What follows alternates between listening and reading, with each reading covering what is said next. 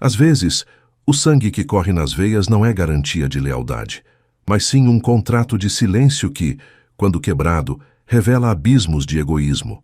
Esta é uma história sobre o retorno ao lar que se tornou um resgate, sobre uma mulher que dedicou a vida aos filhos apenas para ser descartada como um móvel velho, e sobre um filho que descobriu que a justiça, para ser plena, precisa ser meticulosamente executada.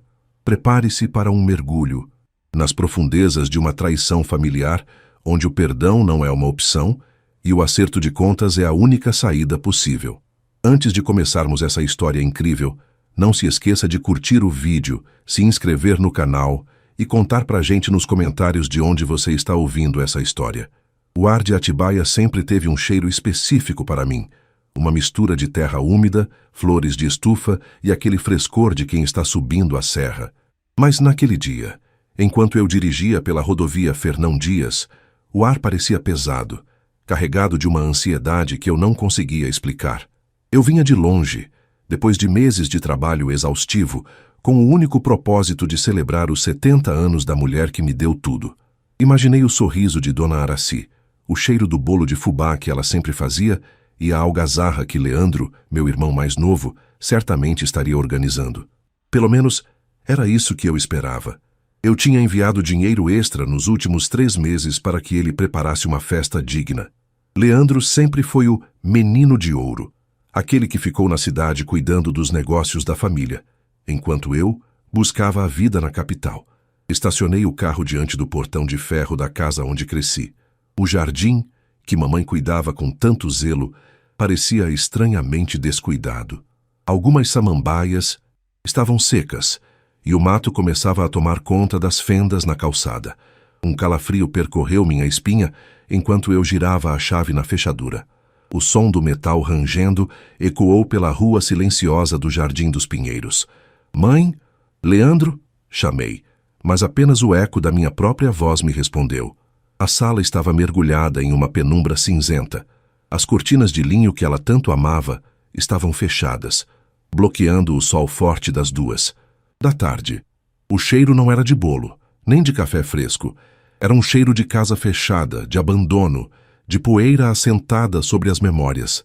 Caminhei até a cozinha, o coração batendo contra as costelas como um pássaro enjaulado. Sobre a mesa de fórmica branca, onde passamos tantas manhãs discutindo o futuro, não havia toalha rendada. Havia apenas um papel dobrado, um pedaço de caderno arrancado às pressas. Reconheci a letra garranchosa. De Leandro imediatamente. Meus dedos tremeram ao desdobrar o bilhete. Deixei a mamãe em um asilo. Tirei alguns dias de férias, você entende? A situação estava pesada aqui. Volto daqui a 1 semana. Leandro. O impacto daquelas palavras foi físico. Senti uma náusea súbita. Como ele pôde? Como ele teve a coragem de trancá-la em um lugar estranho, justamente na semana do seu aniversário, enquanto ele viajava para algum lugar com o dinheiro que eu mandei para a festa? Não perdi tempo. Saí da casa batendo a porta, o ódio borbulhando no meu estômago como veneno. Dirigi pelas ruas de Atibaia sem ver a beleza das montanhas ao redor. Eu só conseguia pensar nela, sozinha, cercada por estranhos, sentindo-se descartada por aquele que deveria protegê-la. O endereço que Leandro rabiscou no verso do papel levava a uma clínica nos arredores da cidade, um lugar chamado Recanto da Paz, que de paz só tinha o nome no letreiro descascado. O prédio era cinza, com muros altos e um portão de alumínio que parecia uma barreira intransponível entre a vida e o esquecimento. Ao entrar, o cheiro de desinfetante barato e sopa rala me atingiu em cheio. Era um ambiente estéril, frio, onde o tempo parecia ter parado por falta de vontade de continuar. A recepcionista, uma mulher com olheiras profundas e um crachá, torto onde se lia Fátima, mal levantou os olhos do celular quando cheguei. "Quero ver Araci Medeiros", eu disse, minha voz saindo mais ríspida do que eu pretendia. Ela apontou para um corredor longo, ladeado por portas de madeira compensada. "Quarto 12. O horário de visitas está quase acabando", murmurou ela, indiferente ao meu desespero. Caminhei pelo corredor, ouvindo o som dos meus próprios sapatos no chão de linóleo. Vi idosos sentados em cadeiras de plástico, alguns olhando para o nada, outros balbuciando palavras sem nexo. O medo de encontrar minha mãe naquele estado era paralisante. Quando cheguei ao quarto 12, parei por um segundo, respirando fundo para controlar o tremor nas mãos. Empurrei a porta suavemente. Ela estava lá, sentada em uma poltrona desconfortável, ao lado de uma janela pequena que dava para um muro de tijolos aparentes. Dona Araci parecia menor do que eu me lembrava. Sua pele, sempre tão viçosa, parecia papel de seda amassado. Seus cabelos brancos, que ela sempre prendia em um coque elegante, estavam ralos e mal penteados. "Mãe!" sussurrei. Ela se virou lentamente. Por um momento, não houve reconhecimento nos seus olhos e meu coração se despedaçou. Mas então, uma centelha de luz voltou ao seu olhar. "Murilo, meu filho!" A voz dela saiu fraca. Uma sombra da voz firme que costumava me dar conselhos. Aproximei-me e me ajoelhei aos seus pés, pegando suas mãos frias nas minhas. "Eu vim te buscar, mãe. O que aconteceu? Por que o Leandro fez isso?" Ela soltou um suspiro longo, um som que carregava o peso de meses de silêncio forçado. Lágrimas começaram a trilhar os sulcos de seu rosto.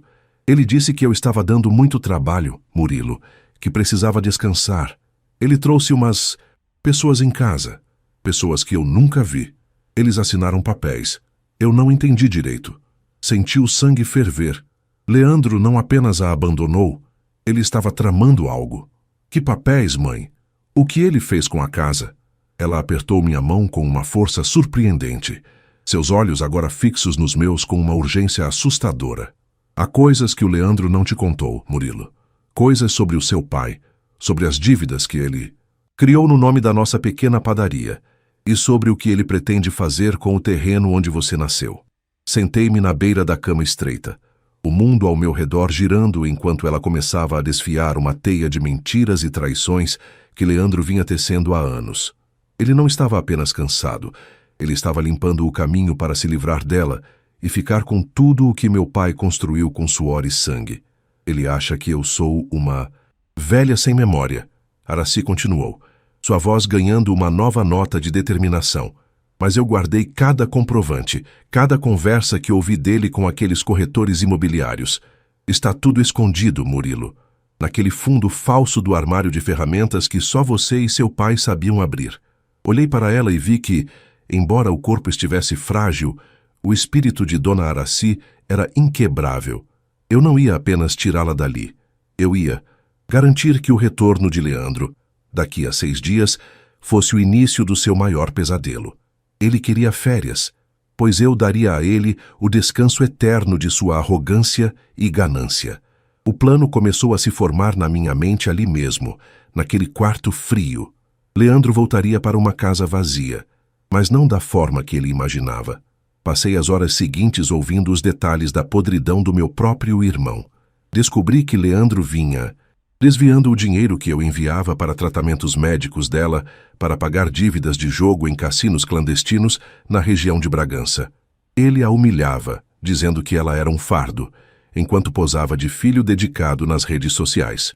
A cada palavra dela, o Murilo pacífico e compreensivo morria, dando lugar a alguém que Leandro não reconheceria. Eu ia usar os próximos 6 dias para desmontar a vida dele, peça por peça, exatamente como ele fez com a dignidade da nossa mãe. Saí do asilo com uma promessa silenciosa. Em menos de uma semana, a justiça de Atibaia teria um novo nome, e Leandro aprenderia que o silêncio da nossa mãe não era esquecimento, era apenas a calmaria antes da tempestade. O sol de Atibaia começava a se pôr atrás da Pedra Grande, pintando o céu com tons de um laranja quase violento, quando finalmente assinei a papelada para tirar minha mãe daquele lugar. A tal Fátima, na recepção, mal olhou para os lados enquanto eu devolvia o cartão de acesso.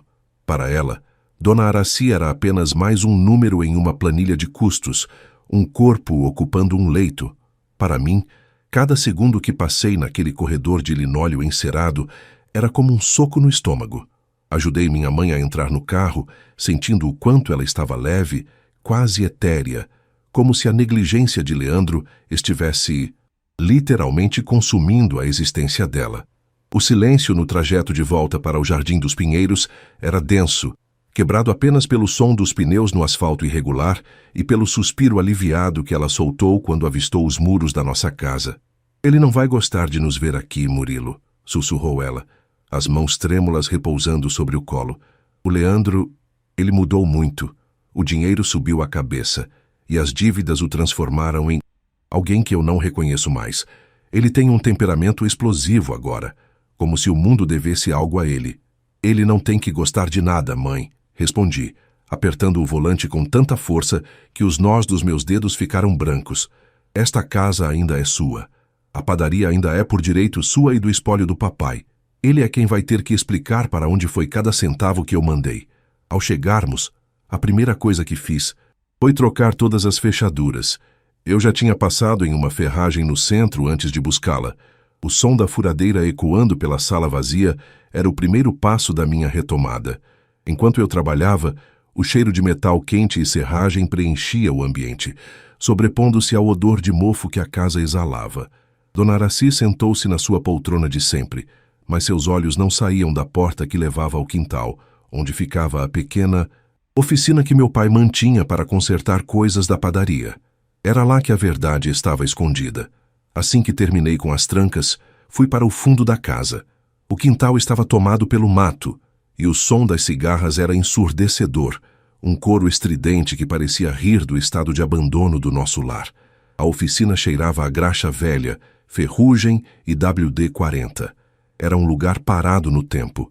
Caminhei até o armário de ferramentas, uma estrutura pesada de aço que meu pai havia chumbado na parede décadas atrás. Desloquei a gaveta de chaves inglesas e, com a ponta de uma fenda, pressione o ponto exato no fundo falso, conforme minha mãe havia descrito. O painel de madeira compensada cedeu com um estalo seco. Lá dentro, envolta em um plástico bolha para proteger da umidade, havia uma pasta de couro desgastada. Ao abri-la, senti o sangue gelar. Não eram apenas comprovantes de depósitos. Havia contratos de venda da padaria, Pão de Ouro, nossa herança, já assinados por Leandro com uma firma de corretores de São Paulo que planejava demolir tudo para construir um condomínio de luxo. Mas o pior estava no fundo. Documentos de empréstimos com agiotas locais, garantidos pela escritura da casa onde estávamos. Leandro não estava apenas sendo negligente. Ele estava leiloando a vida da nossa mãe para sustentar um vício em apostas e um padrão de vida que nunca tivemos. Ele vendeu a alma, Murilo, disse minha mãe, que apareceu na porta da oficina, apoiada em sua bengala de madeira. Eu ouvi ele falando ao telefone com um tal de Cabelo, um homem de voz grossa que veio cobrar o dinheiro na semana passada. Foi por isso que ele me levou para o asilo. Ele tinha medo que eu contasse a você quando chegasse para o meu aniversário. Ele achou que, me dopando com aqueles remédios da clínica, eu esqueceria de tudo. Senti uma onda de fúria tão lúcida que meus pensamentos se tornaram afiados como navalhas. Leandro estava em algum resort em Ubatuba, gastando o dinheiro que eu suei para ganhar na capital, enquanto os agiotas rondavam nossa mãe. Ele tinha exatamente 6 dias antes de voltar e esperar encontrar a casa vazia e a mãe segura no asilo. Mas o cenário que ele reencontraria seria muito diferente. Peguei o celular e liguei para o Dr. Otávio, um antigo amigo de infância que agora era um dos advogados mais respeitados da região. Expliquei a situação em detalhes, enquanto caminhava de um lado para o outro na oficina, chutando latas vazias de tinta. Murilo, isso é grave. Se as assinaturas nos contratos de venda forem falsificadas ou obtidas sob coação, podemos anular tudo, disse Otávio, sua voz firme trazendo um pouco de racionalidade ao meu caos interno. Mas sobre os agiotas, isso é outra história. Você precisa de provas de que ele usou o nome da sua mãe de forma fraudulenta. Eu tenho as provas, Otávio. Ele foi descuidado. Ele deixou os recibos das transferências bancárias originais misturados com as dívidas de jogo. Vou te enviar fotos de tudo agora mesmo pelo aplicativo. Passei o resto daquela noite limpando a casa. Cada objeto que eu polia, cada prato que eu lavava, era um ato de resistência. Dona Araci, animada pela minha presença, insistiu em cozinhar. O aroma de alho frito e arroz fresco começou a expulsar a tristeza das paredes. Jantamos em silêncio, Mas não era um silêncio de medo. Era o silêncio de um exército se preparando para a batalha. Eu olhava para ela e via a mulher forte que me criou, não a sombra que encontrei no asilo. Nos dias seguintes, agi nas sombras. Visitei a padaria e conversei com o Sr. Os Benedito, o padeiro que trabalhava conosco há 30 anos e que tinha sido demitido por Leandro sem nenhum direito. O homem chorou ao me ver. Contei a ele que o plano de Leandro não ia prosperar. Também fui ao banco, usando uma procuração antiga que minha mãe nunca revogou, e descobri que Leandro tinha tentado limpar a poupança dela, mas o gerente, desconfiado, havia bloqueado a conta temporariamente por suspeita de fraude. Leandro não sabia disso ainda, pois estava ocupado demais ostentando em praias distantes. O 5º dia chegou. A tensão em Atibaia parecia aumentar. O clima estava abafado, prenunciando uma tempestade de verão daquelas que derrubam árvores. Eu já tinha movido os móveis mais caros para um depósito seguro e retirado todos os pertences de valor sentimental da casa. Para quem olhasse de fora, a casa parecia estar sendo preparada para uma mudança, mas para quem conhecesse os detalhes, era uma armadilha meticulosa. Leandro mandou uma mensagem curta naquela noite. Tive uns imprevistos. Chego amanhã cedo para te buscar e irmos visitar a velha. Esteja pronto. Sorri ao ler aquilo. O cinismo dele era sua maior fraqueza. Ele achava que eu ainda era o irmão ingênuo que acreditava em todas as suas desculpas sobre crise econômica e dificuldades da padaria. Eu não respondi.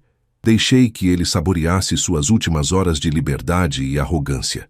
Eu estava sentado na varanda, observando os relâmpagos cortarem o céu sobre a serra, com a pasta de couro ao meu lado.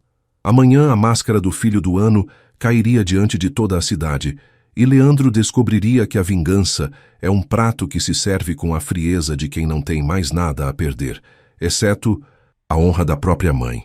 Amanhã em Atibaia amanheceu com aquele céu leitoso, típico de quando a umidade da represa sobe e abraça a cidade.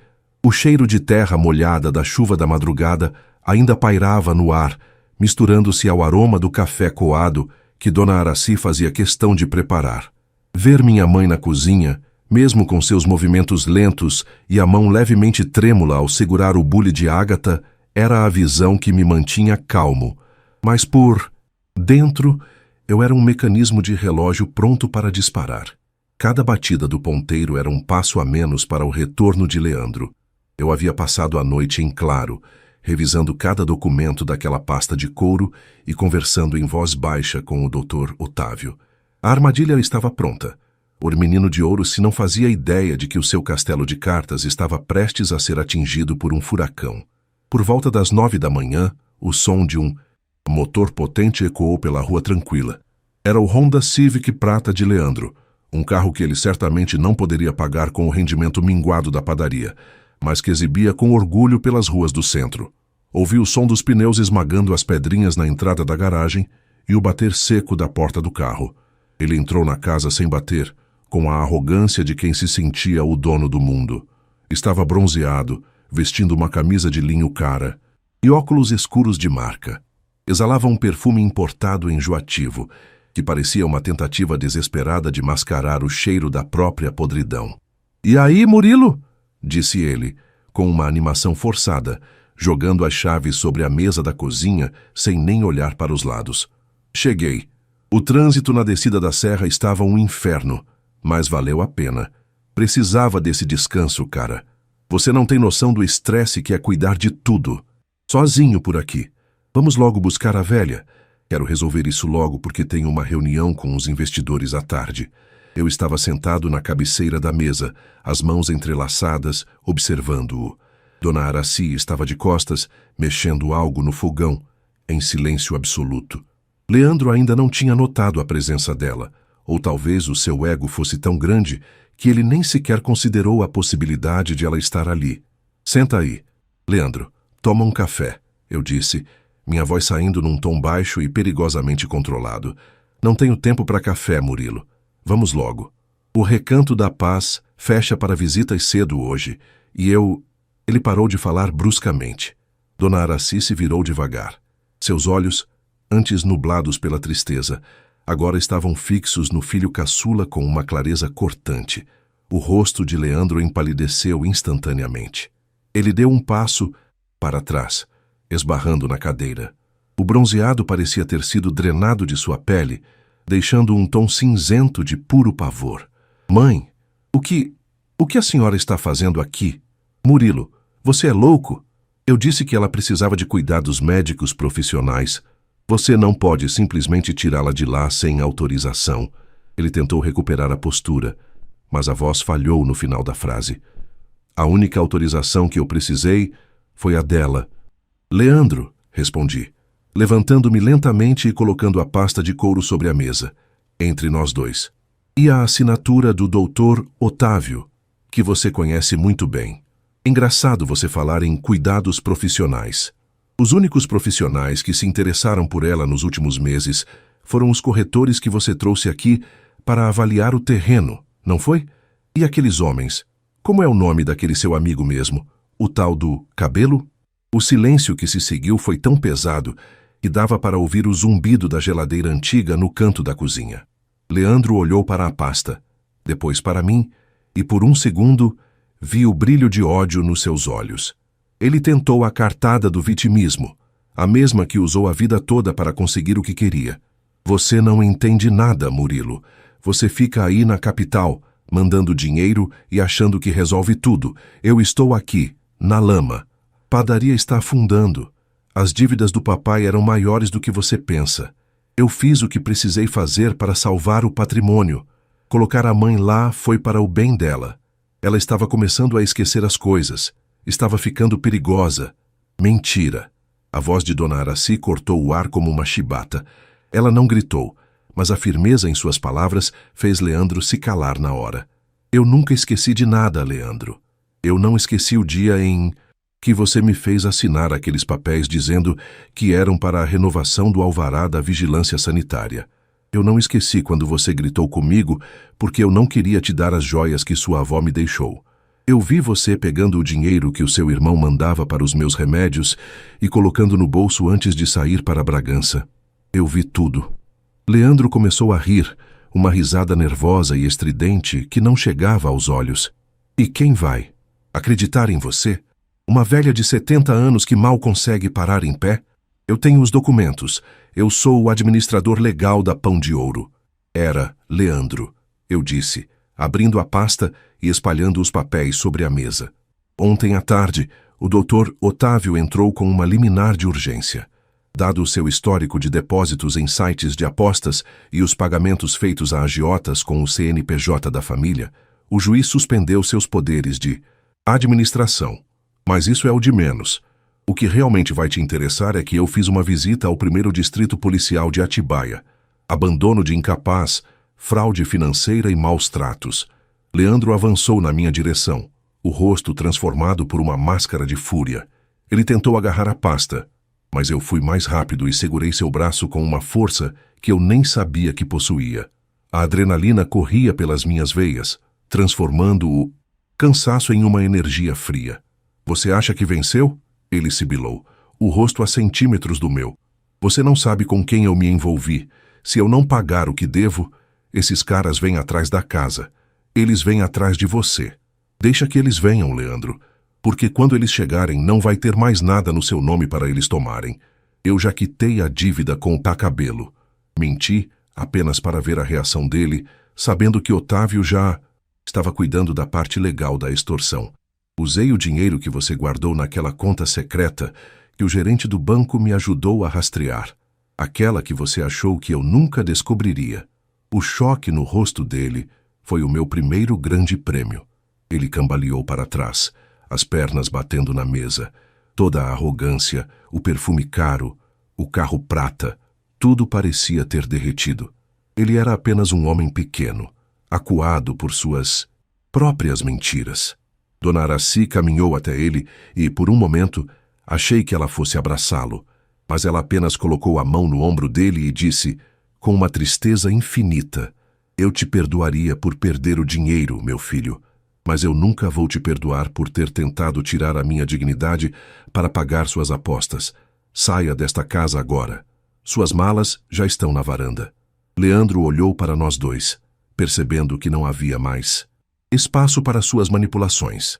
Ele pegou as chaves do carro e saiu batendo a porta, o som ecoando como um tiro final naquela relação. Pela janela, observei ele arrancar com o Civic, os pneus cantando no asfalto, mas ele não iria longe. O Dr. Otávio estava esperando por ele no final da avenida, acompanhado por 2 viaturas que eu havia solicitado para garantir que ele prestasse depoimento sobre a venda irregular da padaria. Sentei-me novamente à mesa, sentindo um peso enorme sair dos meus ombros, mas um vazio estranho no peito. A vingança estava em curso, e o primeiro golpe tinha sido certeiro, mas a história ainda não tinha acabado. Havia pontas soltas, e Leandro, quando acuado, era como um animal ferido, imprevisível e perigoso. Olhei para minha mãe, que agora chorava silenciosamente enquanto limpava a mesa do café. "Acabou, mãe?" perguntei, buscando nela uma resposta que eu mesmo não tinha. "Não, Murilo", ela respondeu, olhando para a porta por onde o filho tinha acabado de sair. "Para o Leandro, o pesadelo está apenas começando, e para nós, a reconstrução vai ser longa." A chuva que ameaçava cair finalmente desabou sobre Atibaia, transformando as ruas em espelhos escuros que refletiam as luzes avermelhadas das viaturas. Eu estava parado sob o beiral da varanda, observando a água escorrer pelas calhas entupidas, um som rítmico e constante que abafava o barulho do motor do carro de Leandro, sumindo na distância. O investigador Rocha, um homem de poucas palavras e olhar cansado, encostou o seu carro descaracterizado logo após a curva onde Leandro foi abordado. Ele me deu um aceno discreto com a cabeça. O cerco havia se fechado. Leandro não seria preso imediatamente por todas as acusações, mas a humilhação de ser conduzido à delegacia diante dos vizinhos e ter o carro apreendido por irregularidades na documentação que eu mesmo havia denunciado era apenas o aperitivo da sua queda. Voltei para dentro e encontrei minha mãe sentada à mesa da cozinha, segurando uma xícara de chá de erva doce. O vapor subia em espirais delicadas, iluminado pela luz amarelada do lustre de cristal que meu pai comprou no final dos anos 80. O silêncio da casa não era mais opressor. Era um silêncio de faxina, de algo que foi limpo à força. Sentei-me ao lado dela e senti o cheiro de sabão de coco e lustramóveis que eu havia usado o dia todo. Minhas mãos estavam ásperas, mas minha mente estava mais nítida do que nunca. O Dr. Nairo Otávio ligou, eu disse, quebrando o silêncio. Ele conseguiu bloquear a venda do terreno da padaria. A empresa de São Paulo retirou a oferta assim que soube da TIDAS. Investigação de fraude. Eles não querem o nome deles envolvido em escândalo de herança. Leandro está sozinho nessa agora, mãe. Sem o dinheiro da venda e com as dívidas de jogo batendo na porta. Dona Araci deu um pequeno gole no chá. Seus olhos encontraram os meus, e vi neles uma mistura de alívio e uma dor que nenhuma vingança poderia curar totalmente. A dor de ver um filho se perder na própria ganância. Ele sempre foi inquieto, Murilo, sussurrou ela, a voz um pouco mais firme agora. Desde pequeno ele queria o caminho mais curto. Eu achei que, com o tempo, ele aprenderia o valor do suor, como você aprendeu, mas ele só aprendeu a usar as pessoas, inclusive a mim. Nos dias que se seguiram, a reconstrução da nossa dignidade foi quase ritualística. Fomos até a padaria Pão de Ouro. O letreiro de madeira estava desbotado pelo sol e pela chuva, e as vitrines estavam cobertas por uma camada espessa de poeira e gordura. O cheiro de pão amanhecido e mofo era deprimente. Chamei o senhor Benedito, que apareceu na porta com seu avental encardido e um sorriso que parecia ter sido guardado por anos. Juntos, abrimos as portas de aço que rangiam de protesto. O som ecoou pela calçada da rua principal, atraindo os olhares dos moradores que sentiam falta do cheiro do pão fresco de Dona Araci. Passei 3 dias, esfregando o chão de ladrilhos hidráulicos, ouvindo as histórias de Benedito sobre como Leandro tratava os funcionários com desdém, chamando-os de peças substituíveis. Cada saca de farinha que eu carregava para dentro, cada fornada de teste que sentíamos o cheiro, aquele aroma doce e acolhedor de fermento e calor, era uma vitória sobre o egoísmo dele. Eu não estava apenas recuperando um negócio. Estava devolvendo à minha mãe o seu lugar de direito na comunidade. No 4º dia, Recebi uma ligação de um número desconhecido. Era Leandro. Sua voz estava rouca, despojada de toda aquela arrogância que ele exibiu na manhã do confronto. Ele estava em uma pensão barata perto da rodoviária de Bragança Paulista.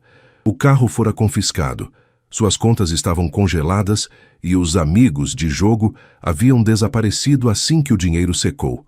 "Murilo, por favor", ele implorou, e o som da sua voz me causou um calafrio de repulsa. "Aqueles caras, o pessoal do cabelo, eles estão me seguindo. Eu não tenho onde cair morto. Fala com a mãe, pede para ela me deixar voltar só por uns dias. Eu sou o irmão dela. Eu sou seu irmão. Você é o homem que trancou a própria mãe em um depósito de gente para poder viajar com o dinheiro do roubo, Leandro", respondi, minha voz fria como o mármore da bancada da padaria. "Você não tem mais irmão, e a dona Araci não tem mais um filho que a traia. O que você deve para esses homens é um problema seu. Você escolheu a mesa de jogo. Agora, lide com as cartas que sobraram." Desliguei antes que ele pudesse dizer mais nada. Não senti prazer no desespero dele, mas senti uma justiça profunda e absoluta. O payoff não era vê-lo na sarjeta, mas sim saber que ele não tinha mais poder sobre nós. O sexto dia finalmente chegou. O verdadeiro aniversário de 70 anos de Dona Araci. A casa no Jardim dos Pinheiros estava transformada. As samambaias voltaram a ocupar seus lugares na varanda, hidratadas e verdes. O jardim fora podado, e o perfume dos jasmins tomava conta do ar da noite. Convidei apenas os verdadeiros amigos, o Sr. Benedito, o Dr. Otávio e algumas vizinhas que sempre quiseram bem à minha mãe, mas que foram afastadas pela rispidez de Leandro. Havia música de seresta tocando baixo em um rádio antigo, e a mesa estava farta com o que Atibaia tem de melhor: morangos frescos, queijos da região e o famoso pão surpresa, que era a marca registrada da nossa família. Quando trouxemos o bolo, as velas iluminaram o rosto de Araci. Ela não parecia mais a mulher frágil e diminuta que encontrei naquele asilo cinzento. Ela parecia uma rainha em seu pequeno reino, reconquistado. "Um brinde", disse Otávio, levantando sua taça de espumante. A resiliência de Dona Araci e a coragem do Murilo em voltar para casa quando ela mais precisou. Enquanto todos comiam e riam, eu me afastei por um momento e fui até o quintal. A noite estava límpida e dava para ver o contorno imponente da Pedra Grande sob a luz da lua. O silêncio agora era de paz. Eu sabia que Leandro ainda enfrentaria processos judiciais longos e que a dívida com os agiotas provavelmente o forçaria a fugir para bem longe de Atibaia, vivendo uma vida de sombras e medo, o exato oposto da vida de luxo que ele tentou construir sobre a nossa ruína. Senti uma mão quente e pequena tocar meu braço. Era minha mãe. Ela olhava para o horizonte comigo, compartilhando aquele momento de serenidade. "Você fez o que era certo, meu filho", disse ela, baixinho, como se estivesse lendo meus pensamentos. "A vingança não é sobre o mal que ele sofre agora, mas sobre o bem que nós recuperamos. A casa está cheia de novo. O pão está no forno." Sorri, sentindo pela primeira vez em meses que eu podia respirar fundo sem sentir o peso da traição. O aniversário dela tinha sido o marco zero de uma nova vida. Eu ficaria em Atibaia por mais um tempo, ajudando Benedito a colocar a Pão de Ouro nos eixos antes de decidir meu futuro. Mas, independentemente de onde eu estivesse, eu sabia que a porta daquela casa nunca mais seria trancada contra quem a amava. Leandro era uma página rasgada no livro da nossa família. Nós éramos o capítulo novo, escrito com a tinta da verdade e o papel da lealdade inabalável. A justiça de Atibaia tinha sido feita, não nos tribunais frios, mas no calor de uma cozinha onde o amor e o respeito voltaram a ser os ingredientes principais. A história de superação e acerto de contas termina aqui.